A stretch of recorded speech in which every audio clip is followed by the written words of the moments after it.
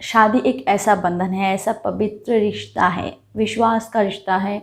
इतना अच्छा उसमें बॉन्डिंग होना चाहिए, उसमें अंडरस्टैंडिंग इतनी अच्छी तरीके से होनी चाहिए, जहाँ पे साइलेंटली और स्मूथली हम किसी एक ऐसे इंसान को, एक दूसरे इंसान को ये पावर देते हैं कि वो हमारे लाइफ के डिसीजंस ले सके, वो हमें कंट्रोल कर सके। हम उन्हें सम्मान करते हुए, प्यार करते हुए हम उनकी सारी बातें मानते हैं। हम कोशिश करते हैं कि हम उन्हें नाराज़ ना करें, हम उन्हें कोशिश करते हैं कि हम उन्हें दुख ना पहुंचाएं, हमारी कोई बात से, हमारी कोई बिहेवियर से उन्हें दुख ना पहुंचे। बहुत सारे इंसान ऐसे होते हैं जो शादी के नाम पे ओवर कंट्रोल करने की कोशिश करते हैं, कुछ ज़्यादा ही दिखाते हैं, कुछ ज़्यादा ही जताते हैं। ऐसे मतलब ऐसे जो इंसान होते हैं ना, उनके साथ ये जो लाइफ टाइम पार्टनरशिप है, लाइफ टाइम के लिए जो रिलेशनशिप है, वो कहीं ना कहीं ख़राब हो जाती है।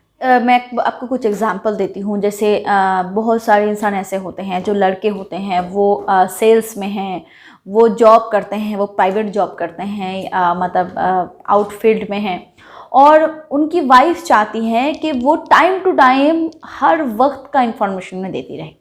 अब कोई लड़का जो मार्केट फील्ड में है, कहीं अब कभी यहाँ कहीं वहाँ, अब अगर वो लड़की हमेशा ये कहे कि तुम अपना लोकेशन शेयर करो, तुम कहाँ पे हो, जीपीएस ट्रैक मैं करती हूँ, जीपीएस शेयर करो, या फिर कहाँ हो वीडियो कॉल करके दिखाओ, तो ओवर कंट्रोलिंग है। ये कहीं ना कहीं इंसान को बहुत ज़्यादा इरिटेट कर देते हैं। नई नई शादीशुदा ज़िंदगी ही ख़राब होने लगती है। अब ये एक इंसान के लिए क्या पॉसिबल है? पर कहीं ना कहीं ये इस कारण होता है कि वो इंसान जो है वो शकीले हैं, वो शक करते हैं अपने पार्टनर के ऊपर, जिस वजह से ना कहीं जो रिश्ता है वो मजबूत बनने की जगह और ज़्यादा खराब होने लगती है। ये कभी भी किसी इंसान को नहीं करनी चाहिए। शक जो ऐसी है वो दीमक की तरह है, जो आपके रिश्ते को पूरा खोखला कर देता है। कभी भी किसी इंसान के ऊपर बेवजह शक नहीं करनी चाहिए। अगर आप किसी ऐसी चीज़ से देख रहे हो, समझ रहे हो, तब आप शक कर रहे हो, और आप शक भी नहीं करनी चाहिए। अगर आप श्योर हो तभी आप उसके साथ सारी कॉन्वर्सेशन करो, पर डायरेक्टली कॉन्वर्सेशन करनी चाहिए। ऐसे शक करके बेवजह किसी को ऐसे परेशान करना, और ये जो बात होती है ना, ये एक तरीके से डिजिटल एब्यूज़ है, जो कभी भी किसी को नहीं करनी चाहिए।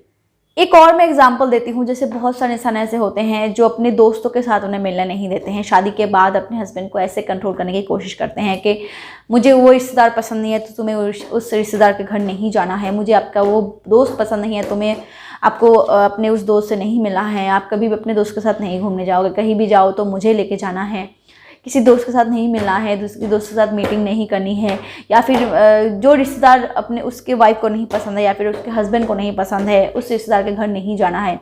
ये ऐसा हस्बैंड भी करते हैं कि मायके नहीं जाने देते हैं। अब माँ बाप के घर नहीं जाने देंगे तो कैसे चलेगा? जिन्होंने पैदा किया है, जिन्होंने पाल पोस के बड़ा किया है, उनके घर नहीं जाने देते हैं, क्योंकि मैं तुम्हारी हस्बैंड हूँ और अब मैं जो कहूँगी, मैं गार्जियन हूँ, मैं जो कहूँगी तो मैं वही करना है, ये वो।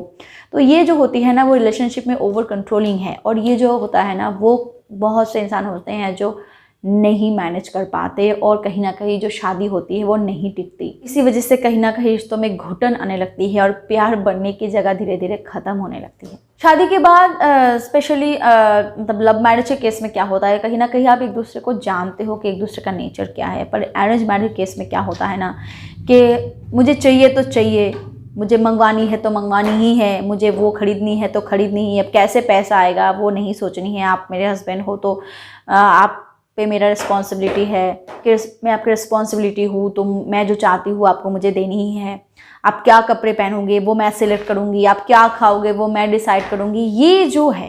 ये जो है वो कहीं ना कहीं एक तौर से ओवर कंट्रोलिंग है, जिसकी वजह से बहुत सारे इंसान होते हैं जो इस चीज़ को एक्सेप्ट कर लेते हैं ना, वो जानबूझ के नहीं करते या फिर बहुत हंसते हंसते नहीं करते। शायद वो मतलब कोई झगड़ा पसंद नहीं करते, झमेला वो नहीं चाहते, शांत स्वभाव के होते हैं, वो फिर भी एक्सेप्ट कर लेते हैं। पर जो इंडिपेंडेंट पर्सन होते हैं ना, वो कभी भी इस चीज़ को एक्सेप्ट नहीं करते, जिस वजह से हर दिन उनमें झगड़ा होता है, हर दिन रिलेशनशिप खराब होने लगती है। और शादी के बाद शक करना, बेवजह शक करना, एक दूसरे को क्रॉस क्वेश्चंस करना, एक दूसरे को मतलब गलत तरीके से एक दूसरे के साथ बात करना, ये भी एक बहुत गंदी चीज़ है, बहुत बुरी चीज़ है।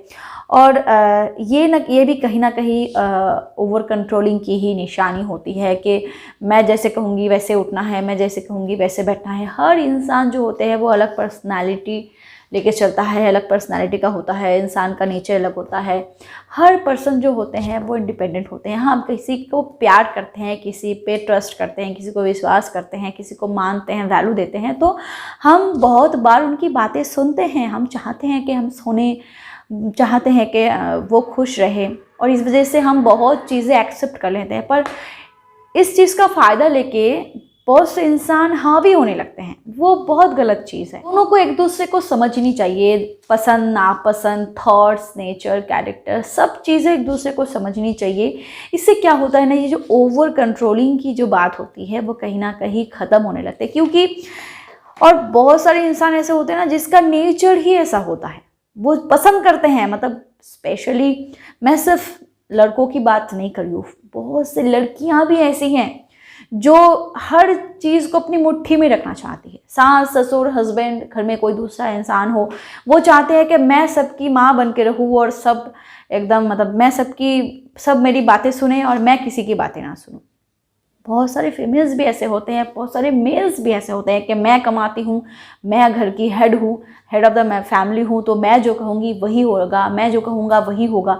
ये जो चीज़ है ना, ये पर्सन टू पर्सन डिपेंड करता है। और ऐसे जो पर्सन होते हैं ना, इन लोगों के साथ लाइफ लीड करना, माय गॉड, बहुत टफ होती हैं। तो इंसान को समझनी चाहिए कि हर इंसान का दिल होता है, दुख होता है, तो समझना बहुत ज़रूरी है, तभी रिश्ते आगे बढ़ते हैं, नहीं तो नहीं बढ़ते। व्यूअर्स, आपको ये वीडियो कैसी लगी मुझे कमेंट सेक्शन में ज़रूर बताइएगा, और हाँ, वीडियो अगर पसंद आए तो एक लाइक ज़रूर कर दीजिए। Thank you so much for watching my video, keep watching and keep healthy, bye bye.